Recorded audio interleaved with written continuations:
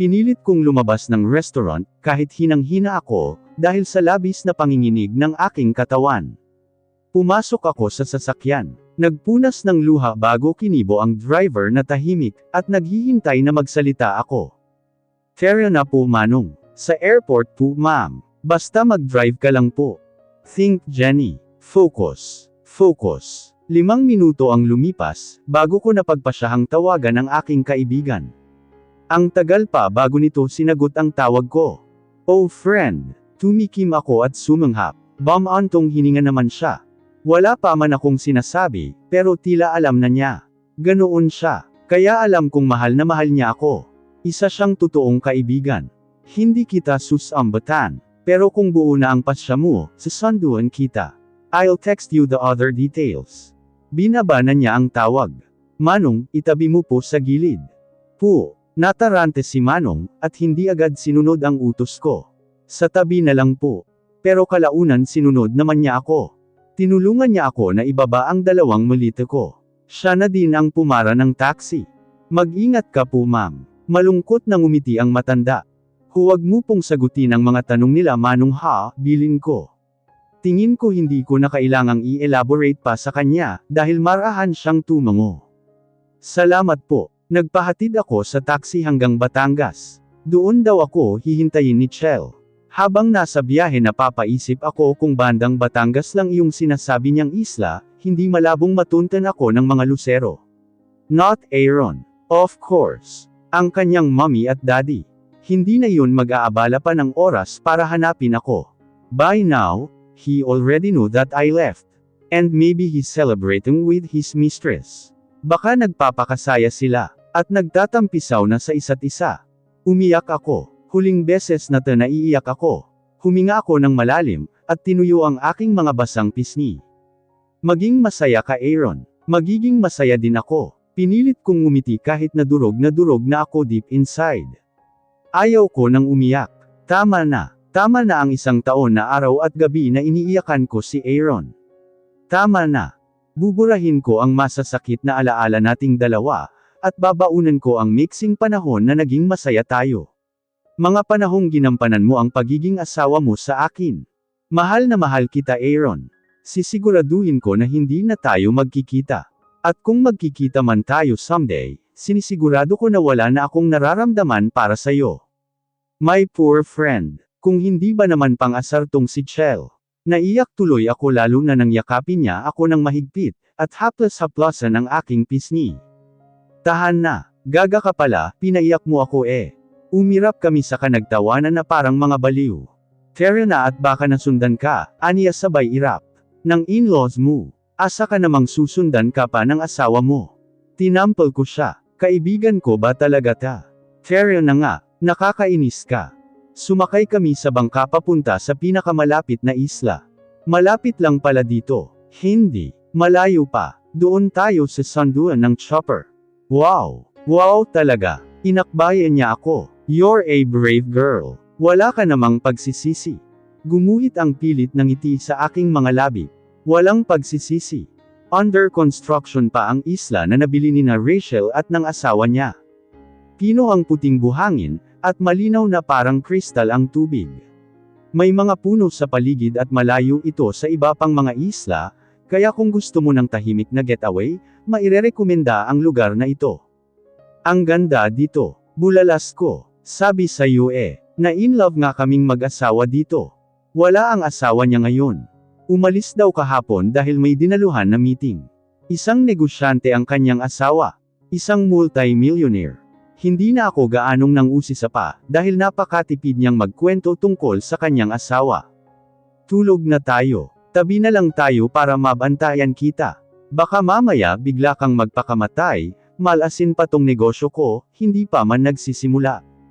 Tumawa ako at tinampal siya. Baliw. Wala pa naman ako sa ganiyang point sa buhay. Kaya nga nandito ako, kasi gusto kong magsimula. She smiled at hugged me. May time na mapapatulala ako at maiyak, pero mabilis ko ding pinapala sa aking isipan ang lahat ng nangyari. Masakit. I don't want the grave. Ayaw kong damdamin ng husto ang sakit, dahil tiyak na mauubos lang nito ang lakas ko. Tinulungan ko si Chell na ayusin ang lahat ng dapat ayusin. Next year magsisimula na silang mag-operate. Hindi ganoon kadaling magsimula, kahit na may pera ka. Nasa tamang proseso dapat ang lahat. Nagising ako dahil sa masamang amoy ng nilulutong pagkain ng katiwala ni Chell. My God! Parang babaliktad ang aking sikmura, at ang aking paningin ay nagsimulang umikot. Ayaw ko ng amoy ng ginigisang bawang. I hate it. Napabulong ako. Nagtalukbong at damapa upang hindi ito maamoy, pero ang tapang talaga ng amoy. I grunted before standing up to open the fan, to eliminate the bad odor coming from the kitchen. Isang modern kubo na up and down itong tinutuluyan pansamantala ni Rachel. Under construction pa kasi ang bahay niya, na nasa dulo nitong isla, kaya amoy na amoy mo talaga ang niluluto sa kusina na nasa baba lang. Ang baho, reklamo ko habang pinapaypay ang aking kamay. Oh, anong nangyari sa'yo? Pumasok sa kwarto si Chell. May bitbit siyang isang tasang kape. Pati ang amoy ng kape ay hindi ko din nagustuhan. Tumakbo ako sa banyo at doon nagsuka. Naisuka ko ang kinain kong hilaw na mangga kagabi. Kaya naman pala masama ang pakiramdam ko, dahil hindi ako kumain ng kanin kagabi. Ilang buwan na iyan? Tanong ni Chell habang humihigop ng kape. Nanlaki ang mga mata ko. Gulat lang. My God! Buntis ako. Umirap siya at umiling-iling. Hinaplos ko naman ang aking tiyan. Mahina akong natawa, kasabay ng pag-agos ng aking mga luha. Masaya ako. I'm going to be a mommy. Congrats girl. Pero dapat masigurado mo muna. Nag-PT ka na ba? Umiling ako. In 2 days pa ang dating ng aking period. Possible ba iyon na mag-positive na, kahit hindi pa naman delay? Binigyan ako ni Rachel ng PT na nasa kanyang cabinet. And it was confirmed. I am pregnant. I'm so happy. Hindi na ako mag-iisa. Hindi na ako nag-iisa sa mundo. Magkakaroon na ako ng matatawag kong sariling pamilya. Thank you God. Hiniling ko ito sa kanya, at masaya ako na pinagkaloob niya. May morning sickness ako, at sa gabi ako active. Sa gabi kami gising ni Chell upang ayusin ang mga dapat naming ayusin. Sa araw na nag-open ang resort, doon din ako nagsimulang mag-labor. Tinawagan ko ang aking OB-GYN para makapunta na siya agad sa isla, pero pagdating niya, ang sabi niya ay hindi pa daw ako mangganganak. 1 cm pa lang daw. Pangalawang araw, sumasakit pa din. Kada 1 oras nararamdaman ko ang pagsakit. Naglalakad-lakad ako upang mabilis akong manganak, pero inabot pa talaga ng 3 araw bago pumutok ang aking panubagan. Kaya mo iyan ere. My friend was by my side cheering me up. Hawak niya ang kamay ko, at pinupunasan ang mga pawis na tumatagaktak sa aking mukha. January 12 eksaktong alas 5 ng umaga, niluwal ko sa mundo ang aking anghel. Ang anak namin ng dati kong asawa, unang lalaki at huli kong mamahalin. Hello baby Heather. Umiiyak ako sa golek, nang ibigay sa akin ang aking anak. Ang taba ng mamula-mula niyang mga pisngi. Oh God! Thank you for this lovely angel. I love you anak. I promise to love you with all of my heart. Paprotektahan at aalagaan ka ni mommy. Mag-uumaga na at ngayon pa lang matutulog si baby Heather. Napahikab ako at dahan-daang bumaban ng kama. Inayos ko ang pusod ng magulo, at halos hindi ko na nasusuklay na buhok, bago ako lumabas ng silid upang kumuha ng kape sa may kusina. Kailangan ko ng pampagising. Magtatrabaho muna ako ng 3 oras bago ako matulog. May 2 hanggang 4 na oras pa akong may tutulog mamaya, bago gumising ang aking anak. Ang hirap pala maging single mom. Sobrang struggle din pero kailangang kayanin, dahil wala naman akong ibang aasahan. Hayan ka na naman Jenny. Good morning. Sabay kaming pumasok ni Chell sa kusina. Bitbit niya ang kanyang laptop. Good morning. Tulog na ang prinsesa? Tanong niya. Yup. Hinilat ko ang aking balikat. Nang alay kasi ito. Ang bigat niya tapos magdamag na nagpakarga. Napangiti ako. Mabilis lang lumipas ang panahon, kaya sulitin na habang baby pa siya. Hindi mamamalayan, naglalakad na siya, tumatakbo at ayaw nang magpakarga. Kahit kulang sa tulog at pahinga, laban lang. Ganyan talaga maging isang single mom. Masaya ako. Dahil kay Heather nagkaroon ng kulay ang aking buhay. Today is Heather's first birthday. Parang kailan lang. 1 taon na agad siya, naglalakad na at kaunti na lang maghahabulan na kami. Simple lang ang ginawa naming selebrasyon. Kami-kami lang ng mga staff dito sa isla ang nag-celebrate. Simpleng handaan, at dahil bata ang may birthday, walang inuman. Lahat ng staff ay para na naming pamilya. Kilala silang lahat ni Heather. Basta na lang ito sama-sama sa kanila. Napakaganda at napakalusog niyang bata. Hati kami ng mukha ng kanyang daddy. Sa akin naman na ang shape ng mukha at kilay. Ang mata at ilong ay sa kanyang daddy, at ang labi naman ay namana sa lola niya, sa mommy ni Aaron. Kumusta na kaya ang lalaki ngayon? May anak na kaya sila ni Maureen? 1 taong mahigit na din ang lumipas. Baka nakapagpakasal na sila, buntis na siguro si Maureen, o kaya naman ay mayroon na din silang karga-kargang anak, na mag-1 taon na din.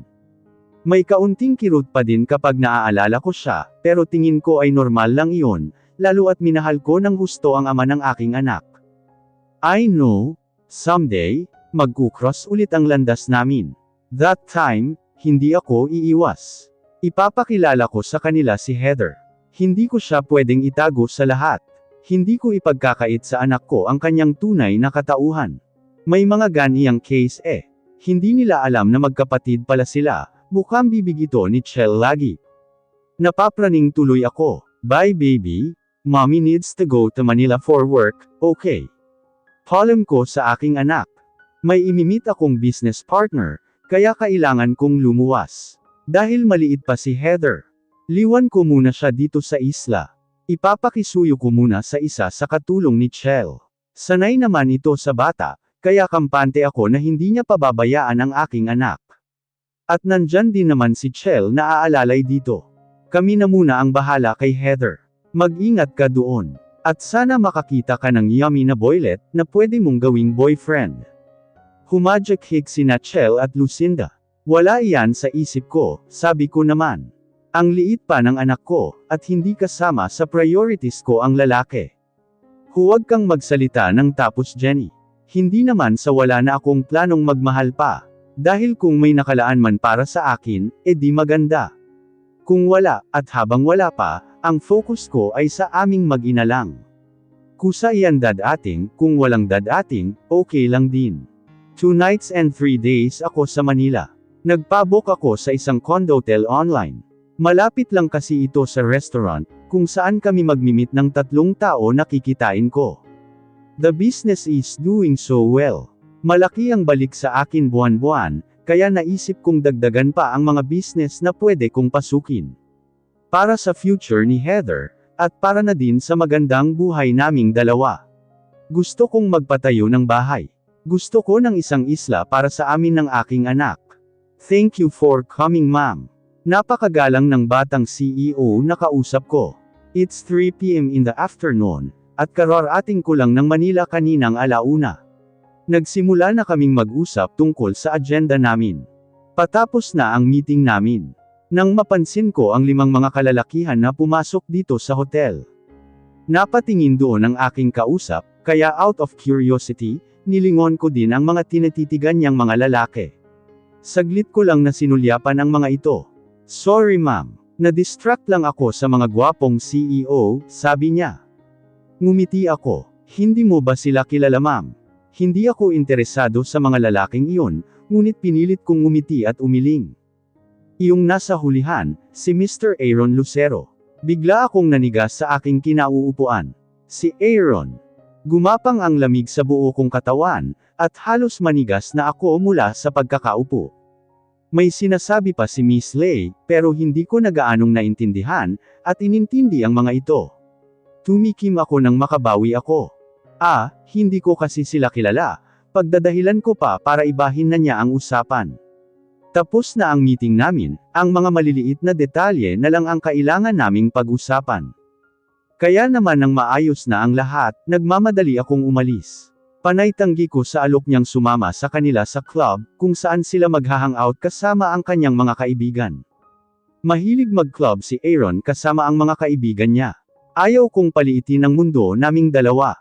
Wala ako sa sarili ko sa mga sumunod na meetings ko with some businessman. Nag-aalala at nako-conscious ako. Baka kasi mamaya biglang dumating si Aaron. Ayaw kong magkita kaming dalawa. Oo, sinabi ko na hindi na ako apektado dapat, pero 1 taon mahigit pa lang mula nang maghiwalay kami. Mula nang iwanan ko siya. Saka na, not now. Siguro mga 4 o 5 taon pa, kaya ko na siyang harapin noon, na may mga ngiti sa mga labi, at parang wala na lang siya sa akin. Natapos ang mga kailangan kong gawin sa Manila. Nakauwi na ako sa isla. Madaming mga maintrigang katanungan si Chell sa akin, pero hindi ko sinasagot ang mga ito. Hindi ko na lang din sinabi sa kanya ang nangyari. I want to totally forget my ex-husband. Ayaw ko na siyang alalahanin pa. I need to heal already. Sa mga sumunod na mga taon na kailangan kong makipagkita sa mga kasosyo ko sa negosyo, iniwasan ko ang Manila. Cebu, Davao, Palawan o kaya Boracay ako nakikipagkita sa kanila. Sinasama ko din si Heather sa akin, dahil ayaw kong mamiss niya ako ng matagal. Sobrang lambing ng aking anak. Sobrang daldal din ito, at napakadaming katanungan, na minsan ay ako na lang talaga ang sumusuko. When am I going to meet my daddy mommy? Napahinto ako sa pagtitipa sa aking laptop, upang ituon ang atensyon sa anak ko na nagtatanong, at nangungulit na naman sa kanyang ama. Yakap niya ang maliit niyang unan, na mayroong mukha ng kanyang ama. Hindi ako ang nagpagawa nito, si Chell. Kinukulit daw kasi siya ng inaanak na pagawan din siya ng unan, na gaya ng mga souvenirs na binibenta sa store dito sa isla. I don't know anak. Your dad is busy. I think he's in America right now, sabi ko na lang para hindi na niya ako kulitin pa. Nilapitan niya ang malaking globo na nasa gilid. Where is America mommy? Napabuntong hininga ako. Naaawa ako sa kanya sa tuwing kinukulit niya ako, patungkol sa kanyang ama. Kaso anong gagawin ko? Hindi naman pwedeng basta ko na lang siyang dalhin sa kanyang ama, at sabihing nagkaanak kami. Hindi ko alam kung ano ang sitwasyon niya. Hindi ko din alam kung magugustuhan ni Maureen, kapag nalaman niya na mayroong anak si Aaron sa akin. Paano kung apihin niya ang anak ko? Baka magkagulo lang kami. Natahimik na siya. Busy siya sa paghahanap ng Amerika sa globo, kaya tinuloy ko na ang aking trabaho. I want daddy for my birthday. Hindi ko na pala gusto ng malaking Barbie doll house. Gusto ko si daddy ko lang, mommy. Sa susunod na buwan na ang kanyang birthday. Kung dati puro laruan ang mga hinihiling niya, ngayon iba na. Ang daddy na niya. Naupo siya sa carpeted floor. Bumantong hininga, at malungkot na niyakap ang una na hawak. Hi daddy, hindi mo ba ako miss? Hindi mo ba gustong makita si Heather? Tanong niya sa una na may mukha ng kanyang daddy. Parang nilulukot ang aking puso, habang pinagmamasdan ng aking anak. I'm sorry anak. I'm sorry kung hindi ko kayang tuparin ang hiling mo. May iba ng pamilya ang daddy mo. Pero pinapangako ko, 6 years from now, makikilala mo din siya. Makikita mo din siya. I hope that when that day comes, nagmature na si Maureen. Sana matanggap ka niya, dahil wala ka namang kasalanan sa mga nangyari. I'm sorry kung wala kang buong pamilya. But I'm trying my very best to love you, kahit na tayo lang dalawa. Binuksan ko ang hinihintay ko na email, bago ko nilapitan ang malungkot kong anak. I'm going to Manila in 2 days. Do you want to come? Dahan-dahan siyang nagangat ng tingin.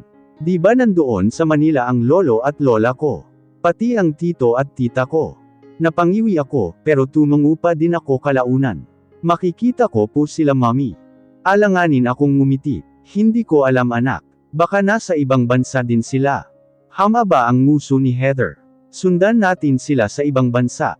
Di ba may pamasahe naman tayo, mommy?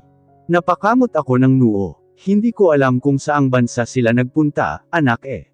Patawarin ako ng Diyos sa pagsisinungaling ko sa anak ko. Kaso ayaw ko siyang paasahin. Ipakikilala mo na ba si Heather? Pinandilatan ko si Chell. Ngayong araw ang alis namin papuntang Manila. Masigla si Heather mula paggising niya. Hindi man niya sabihin, alam kong umaasa siya na makikita niya ang ama niya roon, kahit na sinabi kong nasa ibang bansa ito. Sana lang nasa ibang bansa siya. Sana hindi ko siya makasalubong doon sa Manila. Mommy, mag-mall po tayo pagkatapos ng meeting mo. Tanong ng aking anak. Nagpapalit ako ng damit. In less than an hour, magkikita kami ng kamiting ko. Sa mall lang kami magkikita. Sa tawid lang nitong kondo, kung saan kami pansamantalang nagstay. Sinama ko si Lucinda para may mag-alaga kay Heather. Makulit at madaldal si Heather, kaya mahirap nang isama sa mga meeting ko. Opo, baby. Mag-mall tayo. I-text ko kayo mamaya kapag pwede na kayong pumunta.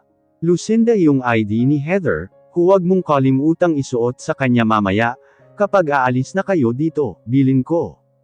Yes, Beb. Humalik ako sa pisngi ng aking anak bago umalis.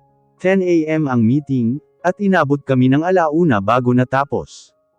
Kaninang 11 pa nasa mall ang dalawa, dahil nag-iiyak daw si Heather sa kondo. Nagpupumilit na daw itong lumabas at mag-mall. Hinayaan ko na lang sila. Banilinan ko ng husto si Lucinda, at baka malingat siya. Palabas na ako ng restaurant. Nang makatanggap ako ng tawag mula kay Lucinda. "Oh B, papunta na ako dyan." Sabi ko dahil mukhang nangungulit na naman si Heather.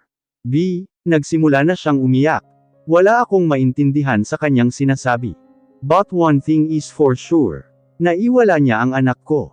Heather, oh my God. Papunta na ako dyan. Nanginginig ang katawan ko. Ngunit mabibilis ang bawat hakbang ko, upang makarating agad sa mall. Lucinda, B. Nagsimulang magpaliwanag si Lucinda. Nagbanyo lang daw sila kanina. Ang sabi ko hintayin niya ako bago kami pumunta sa palaruan, pero pagkatapos kong umihi, nawala na siya. Inabot kami ng ilang oras sa paghahanap. Nagpatulong na din ako sa admin at sa security ng buong mall. May ilang video sa mall na nakuhanan si Heather na naglalakad na mag-isa, ngunit hindi na nakita kung saan ito pumasok, o kung lumabas ba ito ng mall. Wala ako sa aking sarili. Magdidilim na. Hinang-hina na ako, ngunit hindi pwedeng tumigil sa paghahanap sa aking anak. B, umuwi na muna tayo sa kondo. 8:00 na ng gabi. Diyos ko.